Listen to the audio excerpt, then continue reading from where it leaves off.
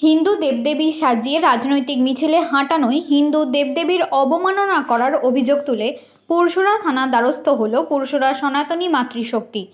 অভিযোগ, সম্প্রতি পুরসুরায় বিজেপি বিধায়ক বিমান ঘোষের বিরুদ্ধে তৃণমূল কংগ্রেসের একটি মিছিলে কয়েকজন কর্মী কালী ও দুর্গার সাজে অংশ নেন।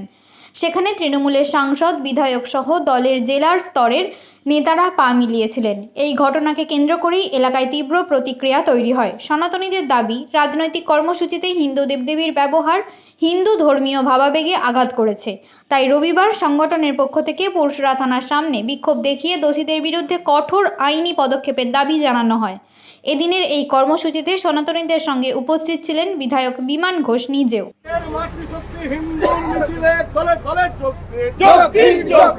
আজকের মাতৃশক্তি সনাতনীদের মিছিলে চলে চলে যোগ দিন। হিন্দুদের ভাবাবেগে আঘাত করছে কেন তৃণমূল কংগ্রেস? জবাব দাও। হিন্দুদের ভাবাবেগে আঘাত করছে কেন তৃণমূল কংগ্রেস? জবাব দাও। আরে রাস্তায় মহাদেব এবং জয় মাতারাকে নাম নিয়ে যে নোংরা রাজনীতি করছে তৃণমূল কংগ্রেস? জবাব দাও। আজকের মাতৃশক্তির মহামিছিলে দলে দলে যোগ দিন। আজকে মা কালী জয় মা দুর্গাদের মিছিলে দলে দলে যোগ দিন। আজকের নারী শক্তি মাতৃশক্তির মহামিছিলে দলে দলে যোগ দিন। হর হর মহাদেব, হর হর মহাদেব, জয় মা তারা। হিন্দু দেবদেবীদের উপর আঘাত করা হচ্ছে কেন তৃণমূল কংগ্রেস? জবাব দাও। হিন্দুদের ভাবাবেগে আঘাত করছে কেন তৃণমূল কংগ্রেস? জবাব দাও। হিন্দুদের ভাবাবেগে আঘাত করছে কেন তৃণমূল কংগ্রেস? জবাব দাও। তৃণমূল কংগ্রেসের নোংরা রাজনীতিতে হিন্দুদের ভাবাবেগে আঘাত হচ্ছে কেন তৃণমূল কংগ্রেস? জবাব দাও। আরে হিন্দু হিন্দু হিন্দু হিন্দু হিন্দু আজকের মহামিছিলে দলে দলে মহামিছিল চলছে চলবে। ভারত জয় শ্রীরাম, জয় শ্রীরাম। বারবার আমাদের হিন্দু দেবদেবীদের উপর আক্রমণ করা হচ্ছে কেন? পুলিশ প্রশাসন জবাব দাও। বারবার হিন্দুদের আক্রমণ করা হচ্ছে কেন? পুলিশ প্রশাসন জবাব দাও। এখনো কেন দোষীদের গ্রেফতার করা হয়নি কেন? পুলিশ প্রশাসন জবাব দাও। আজকে পুরসুরা ডেপুটেশন মাতৃশক্তির দ্বারা চলবে। তৃণমূল কংগ্রেসের যে সমস্ত ড্রামাবাজ নেতৃত্ব, তাদের কাছে আমরা জানতে চাই। সেই কারণে আজকে পুরসুরা থানায় আমরা এসেছি। এখানে একটা স্মারকলিপি থানাতে দেওয়া হবে। দ্বিতীয় বিষয়, তৃণমূল কংগ্রেসের যে মিথ্যা এজেন্ডা, সেটা ক্লিয়ার করার দরকার আছে। ওনারা বলছেন মন্দির, পেট্রোল পাম্প, কোনো নেতা বলছেন ওদের সামন্ত রোড, কোনো নেতা বলছেন হেলান। তারা এই চোর নেতাগুলো নির্দিষ্ট করুন আপনারা কি বলতে চাইছেন। আমরা এই থানার ওসির কাছে এসেছি, কেউ বলছেন হেলান। তাহলে হেলান হলে পুরসুরা থানায় তারা কি নাটক করতে এসেছিল? হেলানটা তো খানাকুল থানা।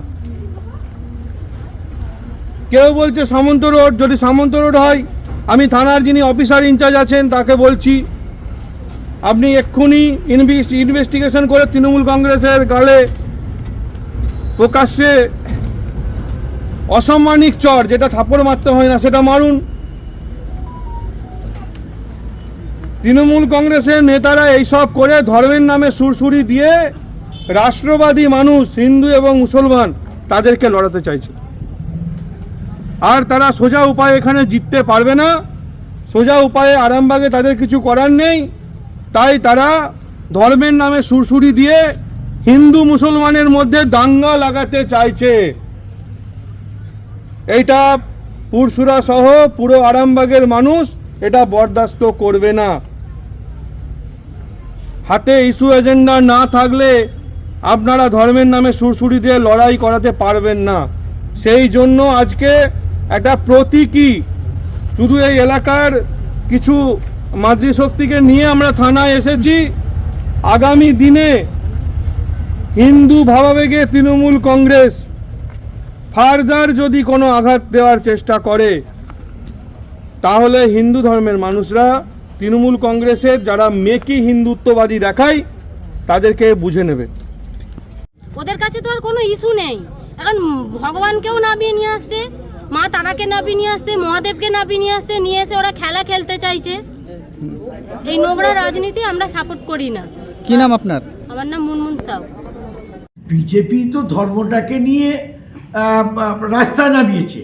আমাদের মমতা বন্দ্যোপাধ্যায় তিনি দেবদেবীকে সম্মান করেন বিভিন্ন জায়গায়। আপনারা দেখেছেন দুর্গাপুজোর পর আপনার যে সে কার্নিভাল হয়, এটা বিশ্বে একটা আবরণ ফেলে দিয়েছে।